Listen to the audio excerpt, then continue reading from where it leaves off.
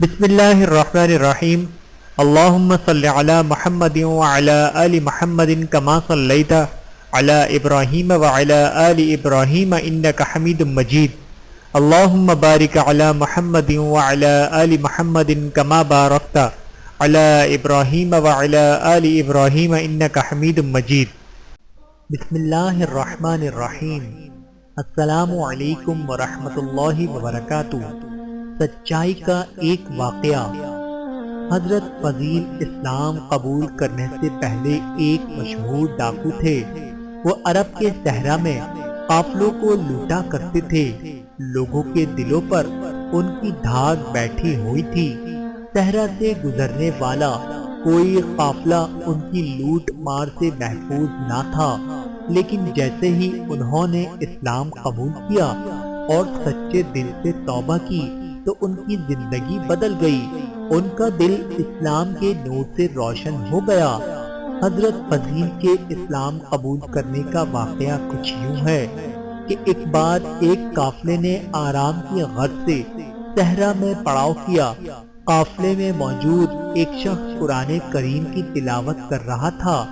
حضرت فضیل قافلے کو لوٹنے کی غرض سے وہاں پہنچے تو قرآن پاک کی تلاوت نے ان کے دل پر اثر کیا اور وہ تلاوت غور سے سننے لگے۔ جب انہوں نے ایک آیت سنی جس کا ترجمہ یہ ہے، اہل ایمان کے لیے وقت نہیں آیا کہ ان کے دل خدا کے خوف سے خوفزدہ ہو جائیں، اس آیت کا حضرت فضیل کے دل پر گہرا اثر ہوا۔ انہوں نے پشیمان ہوتے ہوئے کہا، اب وہ وقت آ چکا ہے کہ ہم اللہ کی راہ پر چل پڑیں۔ یہ کہہ کر وہ زارو قطار رونے لگے۔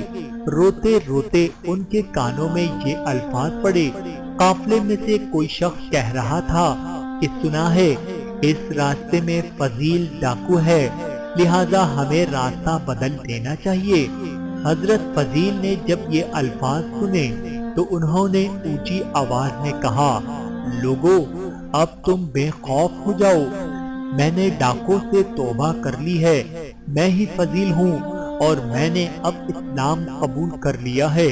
اس کے بعد انہوں نے جن لوگوں کو اذیتیں پہنچائی تھیں، جن کا مال لوٹا تھا، ان سب سے معافی مانگ لی۔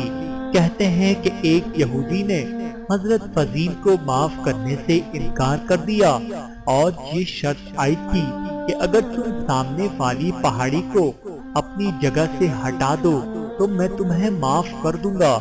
حضرت فضیل نے فوراً مٹی ہٹانی شروع کر دی۔ اتفاق سے خدا کا کرنا ایسا ہوا، اسی وقت تیز آندھی چلنی شروع ہو گئی اور دیکھتے ہی دیکھتے وہ پہاڑی اپنی جگہ سے ہٹ گئی۔ یہودی نے یہ دیکھ کر اپنے دل سے حضرت فضیل کے لیے جو نفرت تھی نکال دی اور کہا، میں نے خود سے یہ عہد کر رکھا تھا کہ جب تک فضیل میرا مال واپس نہیں دے گا میں اسے معاف نہیں کروں گا، لہذا تم میرے تکیے کے نیچے رکھی ہوئی اشرفیوں کی تھیلی اٹھا کر مجھے دے دو تاکہ میرا عہد بھی پورا ہو جائے۔ چنانچہ حضرت فضیل نے ایسا ہی کیا۔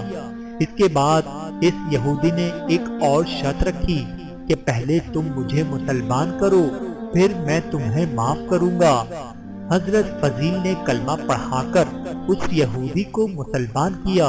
اسلام قبول کرنے کے بعد اس یہودی نے بتایا کہ میری مسلمان ہونے کی وجہ یہ تھی کہ میں نے تورات میں پڑھ رکھا تھا کہ اگر سچے دل سے توبہ کرنے والا مٹی کو بھی ہاتھ لگائے تو وہ سونا بن جاتی ہے، اور میں یہ دیکھنا چاہتا تھا کیا تم نے سچے دل سے توبہ کر لی ہے۔